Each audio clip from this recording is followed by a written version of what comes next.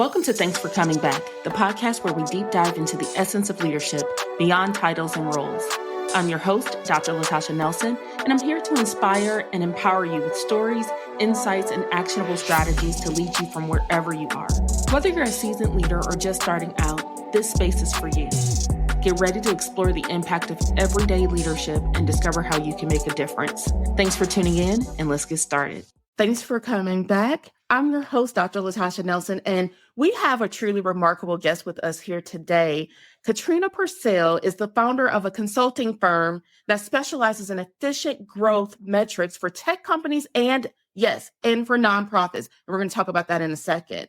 Katrina's journey from conquering an Ironman, which is mind-blowing, to leading her own company reflects her passion and growth for empowerment. And so I am super duper excited to dig into this. And Katrina, I have to ask, tech companies and nonprofits? I know it seems a little like it doesn't make sense, right? One is all about impact and one is all about making profits. But in reality, companies are all the same. They have a lot of similar challenges. They have, they want to hire the best team. They want to motivate their team. They want to be able to scale and grow. And even nonprofits are trying to grow their impact. They're trying to grow the amount of fundraising. And so it really actually makes a lot of sense when you get into the nitty gritty of it, but people are always a little taken aback when they find out at first. Yes. Give me some more about your journey. So I would love to hear more about how your family adapted to your transition, because I feel like there's a story there. So it's a bit of a winding journey. I love my career path because it's not a ladder. I like to call it more of a jungle gym. So I've made some lateral moves. I've gone back and forth. Maybe I took a step back to go forward. And so I started my career in media and I worked for the Discovery Channel. And then I spent 12 years at Bloomberg. And so I loved media. It was fun. I really enjoyed the adrenaline rush of live news, but it really wears on you after a while. And it's kind of a lot. And I'm really good at project management. I have been my whole life. I'm the oldest child. So I feel like it's just innate in us to, manage everyone and everything. And so I decided to do project management, but sticking with media and sticking with the technology side of media. But doing that, I started doing change management projects. We were changing people's roles. We were adding and implementing new technology, which changed processes. And I really kind of fell in love with that part of business.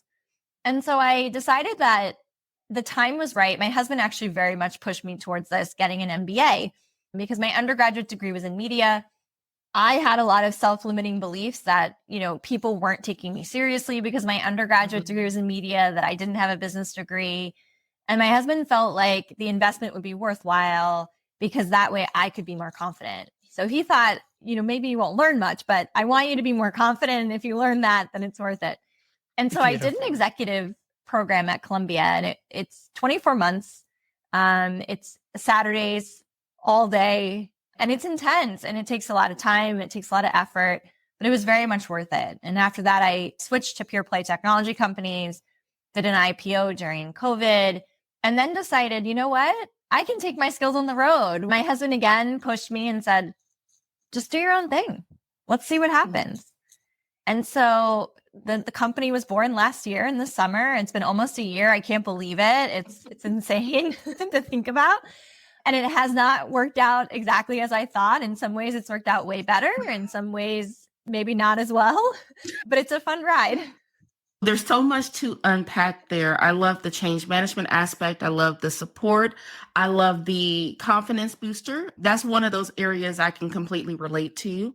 I actually have my advanced degree because I decided to start my own charter schools. And while I'm a learning enthusiast, you can give me a class on basket weaving and guess what? I'm taking it. I was like, yeah, I don't want to lead people who might look at me and say, what do you know about public education, right?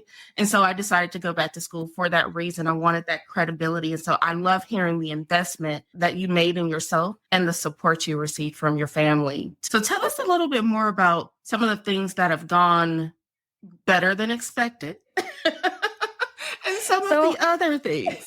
So when I originally launched, I was going to purely focus on tech companies because that's where I had spent the majority of my career. And that was really what I felt was my bread and butter.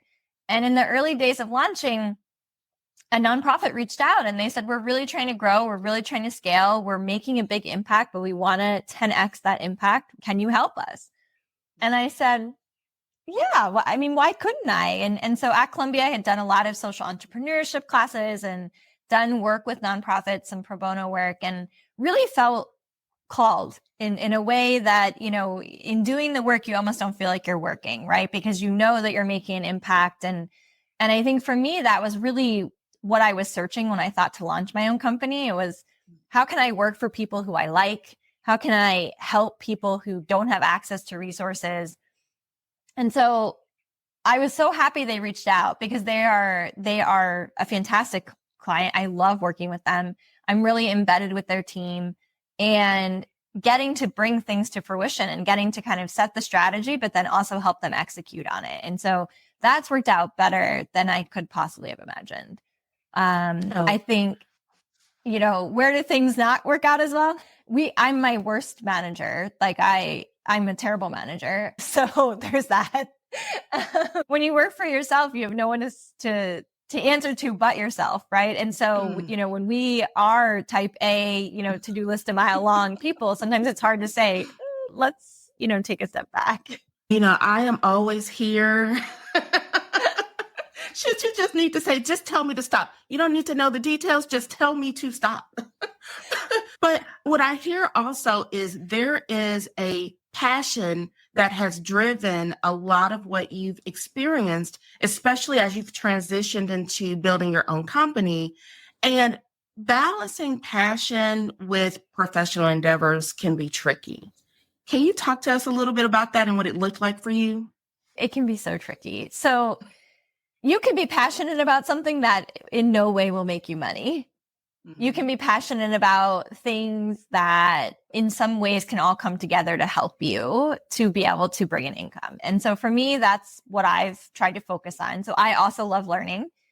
And in a lot of my roles, I really focus on what are the 3 things I'm going to take away from this role that then I can do somewhere else, right? Because everything you're learning and doing is generally transferable, even from personal life to professional life. So when I trained for the Ironman, I mean, that stamina, that discipline, that scheduling, that all is very transferable to work. And so I think it's important to think about yourself as a whole person, not just as a person who's passionate, but maybe can't make money with their passion, or a person who makes money and then spends time on their passion in other ways. And so I think it really is winning the lottery to try and figure out a way to have your passion and have it also provide you income. But that doesn't mean that you shouldn't have passions that are not income producing, just because they do bring you joy and they help to balance your life out. I'm so glad you brought Ironman back into this. So last year, my oldest is 26. She peer pressured me into signing up for a Spartan race. Oh, nice. Okay. I love your energy. I love your enthusiasm. I was not as happy about it. But she mentioned that one of her friends' moms does several Spartan races, and this is still nothing close to an Ironman. And with things like this, it requires practice, right? You've got to train to build that stamina that you mentioned. So can you speak a little bit about that as it relates to your leadership journey? Training for a race like that is very humbling. So when I signed up for the Ironman, I didn't know how to swim. I had lived my whole life and not drown. I grew up with a pool in my backyard, but we used to jump off the diving board and kind of doggy paddle to the side. Swimming 2.4 miles is very different than, getting around as a kid, right? And so I took adult swim lessons and it sucked. Every Monday night I would go up, there would be little kids swimming, just lapping you in the pool. And you'd be there with a buoy between your legs and the instructor would be saying, no, just stay straight. And next thing you know, you'd be flipped over and you wouldn't know why you flipped over. They're like, suck in, do this. Over time, obviously you get better and better, right? And I think as adults, we tend to forget how much effort it does take to learn something and how humbling it can be. And when we're children, we are so excited to learn new things. And as adults, we have fear. So we are afraid we'll fail or afraid we'll look stupid. And I think in some ways, it's actually better to kind of try and get that childlike sense of, who cares if I look stupid? Everyone here looks stupid. They're all trying to learn. We're all just doing the best we can, right? And so giving yourself a little grace. And I think for me, seeing people along the journey. So there's always someone who's better than you, and there's always someone who's behind you. And so figuring out how, while chasing the person in front of you, you can help that person behind you. Do they need something from you? Is there something you've learned, right? And you know maybe 20% more than them that you can give to them and say, hey, when this happened to me, this is what I learned. And just being able to pay it forward, I think is great. And also the triathlon community is fantastic. It's amazing. And so there's fuel in that community aspect of it, right? And so it's an individual race, but at the same time, you have a coach and you have a team it's all training for different races, but all training together, going out on those excursions, biking 100 miles and seeing what you see. And so for me, that was actually the start of the really big love of community. And I think I've always been a friend circle person. I've always liked to have a community around me, but the triathlon community was the first time I felt like, okay, wait, I can build a community. I can create one. I love that, because what I heard you say is you were courageous enough, you were brave enough to get involved in something that you knew you lacked at least one skill for. You could not swim. It was all my friend's fault, to be fair, because she wanted to do one and she said, why don't you do it? And I said, sure, why not? And I think that's so brave, and it's important to call out, because many times, especially if you're early career, or maybe you've been in your career for a very long time, but you've watched other people advance around you, you're always kind of stepping back to some degree to wonder, what is it that person may have that they brought to the table that maybe I didn't have? And you might question a little bit, like, am I cut out for leadership if I don't have certain things? Mm-hmm. And much like training for anything, I imagine, especially for Ironman, and I'm going to live vicariously through you with this one, okay? You don't have to have every skill set, but you can acquire what you need. And you can also surround yourself with community, with coaches to fuel what it is that you don't currently have until you get there, right? You've probably seen like the mountain diagram where you've got someone in front of you, and but you're tethered to someone who's behind you. And of course, tethered to them is probably someone behind them. So I love that you use that description too, to say, there are people around me that I can bring along, that I might have a little bit more to pour into them. And inevitably, there's always someone who has more to pour into you. So exactly. I love that. But let's talk about mentorship a little bit. So I heard you say coach, and I immediately thought, it is so hard developing mentoring relationships for folks. Some people don't know what to do. They know, hey, it's probably a good thing for me to have one. But I've now asked someone, what do I do now? There are some folks who are fully expecting them to tell me everything I need to know because I don't know what I need to know. And it could create a little codependency. How would you recommend someone, especially an aspiring leader, navigate that mentorship selection process and what that could look like to make sure that they're growing with one another versus there being a codependency established there? So I think it's important to separate mentors versus sponsors. So that's the first thing I will say. Your sponsor is someone who's going to be talking about you and putting you up for roles and trying to, push your career and most likely works with you. Your mentor is someone who you can be more real with. And so your mentor is going to be someone who you have an affinity for. And in some cases, you might just click with them. And there's no secret sauce there. It's just maybe you have the same personality. Maybe you have had similar journeys or similar challenges. But I think the most important thing about mentorship is to go in it with a sense of ownership.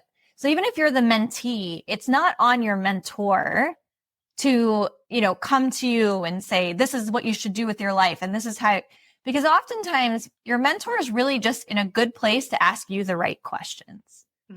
And they're not giving you the answers because it's sort of like therapy. You have to find the answers on your own or else they're not the right answers. Right. And I think that's one of the most important life lessons that I've learned is that you cannot live your life based off what you think you're supposed to do based off of a version of successful that everyone around you has set up as being that version. Because when you get there, you're going to be pretty unhappy. And, maybe it will work out and it'll be great. But for me, I know, and I spent most of my 20s thinking, okay, this is the plan. And as my dad said, I had a little checklist, okay, let me just get all these things done, move to New York City, get a good job. And when you accomplish it, you think to yourself, well, life's pretty long. Now what? And unless you can enjoy the journey, unless you can take those detours, decide to sign up for an Ironman, decide to get an MBA, none of those things were on my bingo card when I was thinking, what does a successful life look like? Right. And I think mentors in my life have been the ones to kind of say, hey, you should try this. And they're not saying that because they know for sure it'll work out. They're saying that because I need to be open to new experiences. And you want a mentor who's going to push you. But as a mentee, you really have to own it. And you have to be able to approach them and say, here's the point I'm at in my life. This is the crossroads I'm at. These are the questions I don't know the answers to. What am I supposed to do? But the real spoiler here is no one has it figured out. Literally no one knows. We're all just hot messes. We're doing the best we can, right? And I think some of the early career folks are like, I can't do anything because it has to be perfect.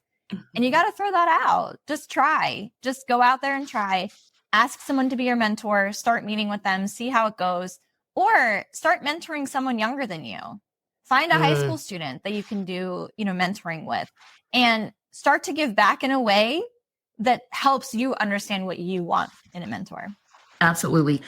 So you used one of my favorite words, ownership. And I've always been an advocate of, you don't have to wait for someone to give you permission to be the type of leader that you would like to be, the type of leader that you would like to see. I think about Gandhi and his narrative, be the change you want to see in the world. And that doesn't come with a permission slip. That comes with a willingness to take ownership of doing it. And so what advice would you give someone who is looking to carve their own path? Like they're like, hey, you know what?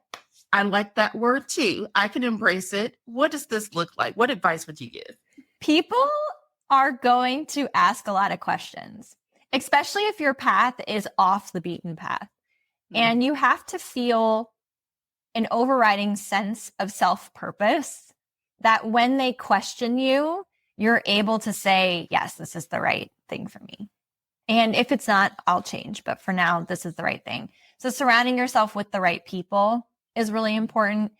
Understanding who you can talk about your journey with and who maybe you shouldn't. And so, there can be people in your life who are supportive in many other ways, but maybe in this particular scenario are not supportive of the path you're on. And so choosing what to discuss with them and making sure that you're sharing with them things that if they were to provide feedback, you're not going to feel deterred, I think is really important. And so, launching your own company is something a lot of people don't understand because a lot of people don't do it and it's very risky. And, my parents were very supportive, but they asked a lot of questions. Well, how's this going to work? And are you sure? And, and I think understanding that people are coming from a place of caring, they care about you, they want you to be successful, but they also only know what they know.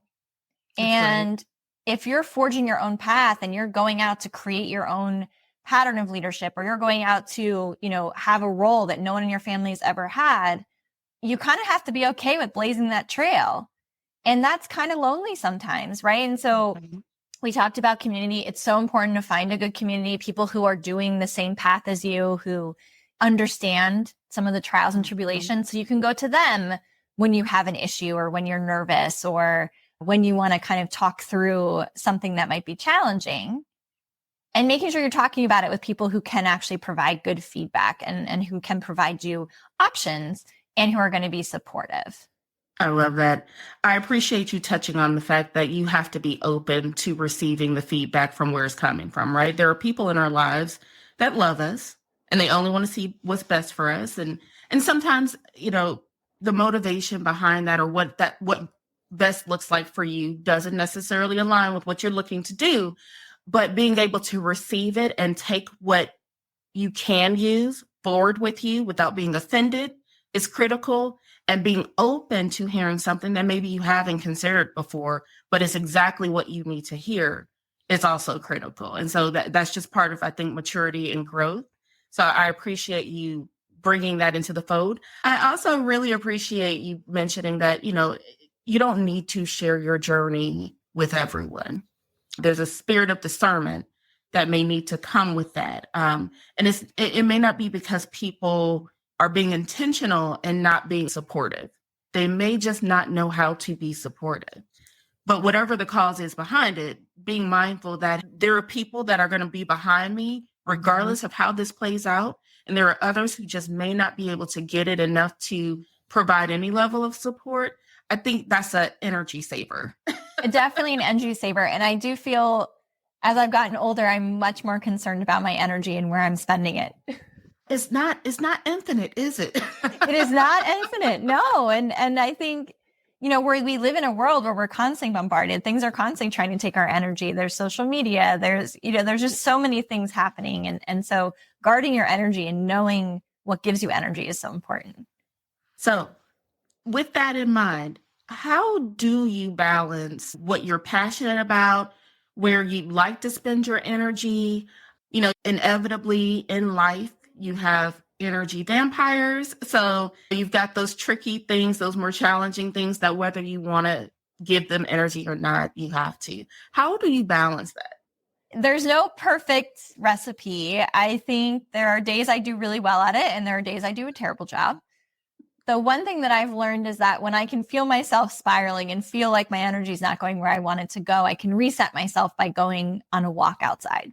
So we live right by Prospect Park. And so I love to go walk in the park, listen to the birds, see the geese, see the swans, and just kind of reconnect with nature. And that helps me to kind of reset how I'm feeling about things. I will say I feel like I'm in a period of life right now where life is just happening. And so time just is accelerating. And so I've been trying to play with that a little bit of, okay, I remember thinking, okay, are we ever going to get to May? Now suddenly it's the middle of Q2 and now what? And so taking time to take stock, journaling, thinking about what do you want to accomplish, doing some quarterly planning for yourself. So not just from a work perspective, but also from a personal perspective. What's something I want to learn? What's a passion I have that I felt like I neglected in the last quarter? And how can I do better next quarter? Because if we're not honest and sort of taking stock with ourselves, it's going to be December and we won't have done things that we tried to set out to do for the year. So just being able to really check in and be your own best friend of, hey, maybe I should try this, or I haven't gone to this class and I should. I completely agree with you on that. So taking stock almost requires you to kind of slow down to speed up some, right? As you reflect on these things that you've learned, these lessons that have really kind of shaped your leadership philosophy, how would you categorize these key events and lessons that you've learned, the drivers behind your philosophy? So I believe in being truly authentic, not fake authentic, but truly authentic. And I think in doing so, that means you have to bring your whole self. You have to be able to be open and honest, tell people the places where you've failed and where you've learned lessons, and help them to understand that it's okay. The other thing that's really important to me is being very open to hearing anything that someone who is under your leadership needs to say. And I think this comes a little bit through a lot of the change management work I've done, but also through just wanting teams to be able to bring the bad news, wanting them to be able to talk about things that are on their mind that they're worried about, because oftentimes leaders tend to only want good news. And I think how you handle the bad news says a lot more about you as a leader than how you handle the good times. And so making sure that when people are open and they are coming to you with news about missing a quarter or KPIs that aren't where you want them to be, that you're able to address it with empathy and you're able to listen and understand and not, I think we talked about this a little bit earlier, not take offense to it or not feel like they're coming at you, that they're just giving and expressing information and how to take that information and move forward with it. And so as a leader, I like to have an open door policy and also just be approachable. Allow people to come to you with any kind of news, happy or sad or, bad or good. And just making sure that the team feels like you're in the trench with them and that you are leading with them, not that you're, above them or experiencing something different than them. So really understanding where they're coming from. No, I think you're spot on there. The name for this podcast came from something I say to my team all the time. And they laugh at me when I say it, but I literally, even if it's just, hey, we just stopped back, it's Monday morning, and I'm saying to them, hey, thanks for coming back. I genuinely want them to feel like, hey, I wanted to come back. And I tell them, I'm like, you had a choice today. You could have mailed the keys to the house back to the mortgage company. You could have said, hey, you know what, whether this scratch off works or not, I'm not going back. I appreciate them wanting to come back. And a big part of that is their understanding that I'm never going to ask them to do anything that I'm not personally willing to do. And whether I want to hear or I like what I'm hearing or not, this is a safe space. This is a safe space. We can't improve. I can't be a better leader. You can't become a better leader, right? Because my expectation of them is regardless of title, you are a leader. So, there are things that we need to discuss. There are things that need to be brought to my attention, however you describe it, whether it's good, bad, and different. Please do that. So it's all for the sake of investing in you coming back tomorrow. I want you to want to come back. So speaking of folks who may not be leading officially, I would say that they're leading with indirect authority, which I personally think is much harder to do than leading with a title, because it means that you've got enough ability to influence those around you and still accomplish and achieve what you need to get done without being able to just say, hey, I'm the boss, so just do it, right?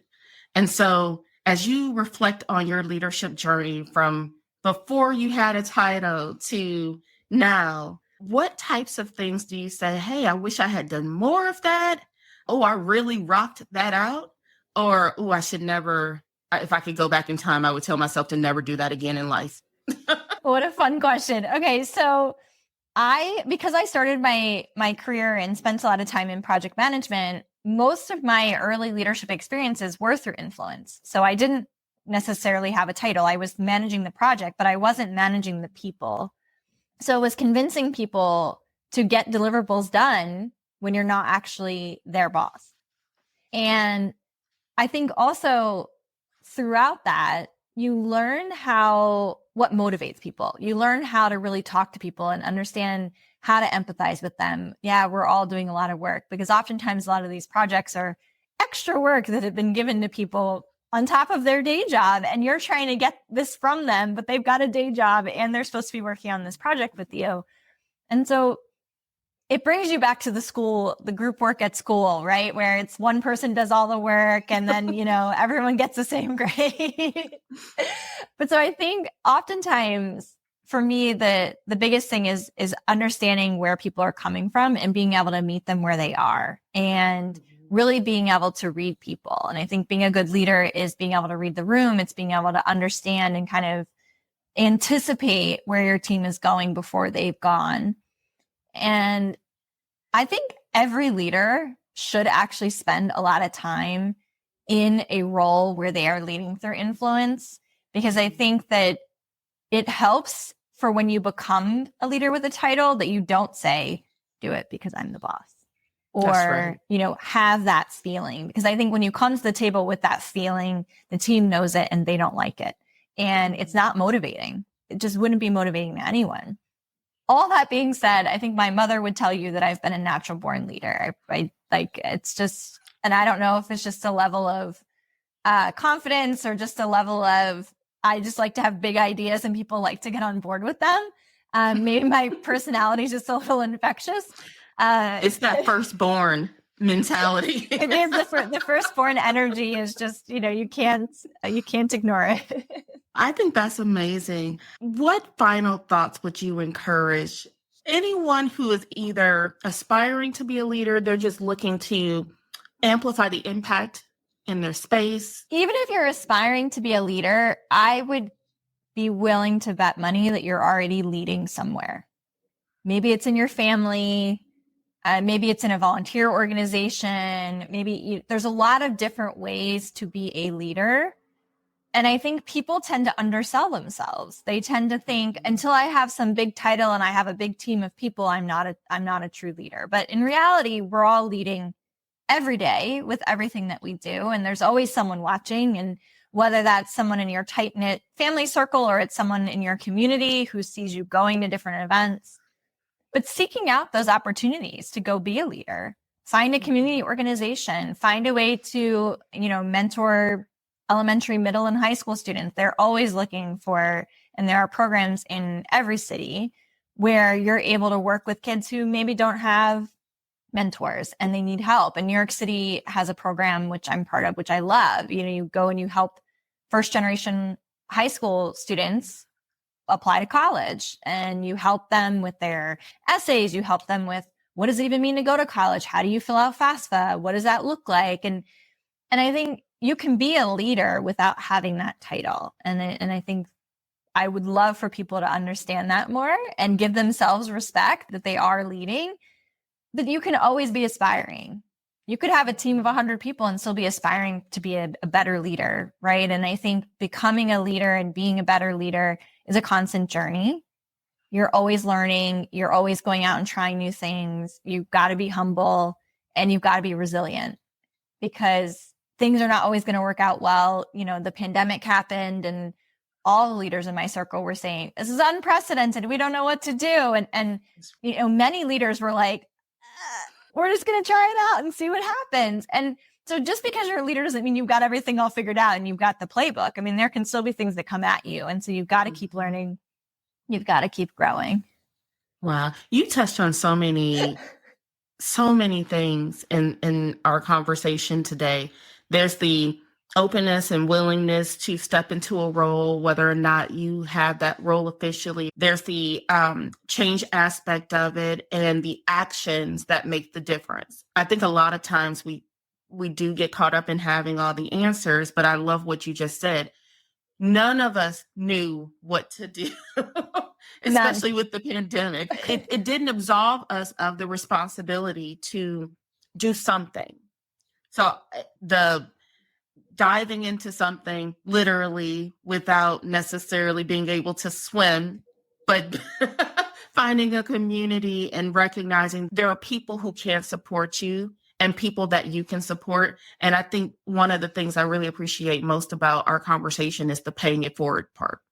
I love what you just shared around the volunteer work that you're doing with first generation high school students. There's so many people in the world who, whether people see it or not, you have something to offer.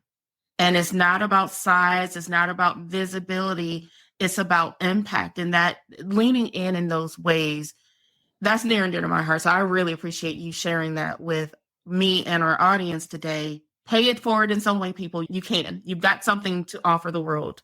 Give it to them. Exactly. Awesome. Everyone has something to offer. Absolutely. Katrina, tell our folks how they can stay connected and plug into all the goodness that you're doing and continue to grow with you. Yes. So I am very active on LinkedIn, and you can just find me at Katrina Purcell. I'm sure we can put the link.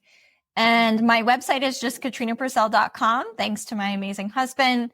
And on there's also a link that folks can, if they are looking for a mentor and they're interested, they can set up some time with me to chat. And I'm always happy and willing to chat with folks that are trying to make themselves better. I so appreciate that. And I so appreciate you. Y'all heard it here. Katrina, thank you so much. I just want to continue to encourage everyone, lead and leave an impact where you are. You do not have to have formal titles or any of that jazz. It's all about your actions. It's all about your motivation. And there are people who will connect with you who are more than happy to help you invest in yourself.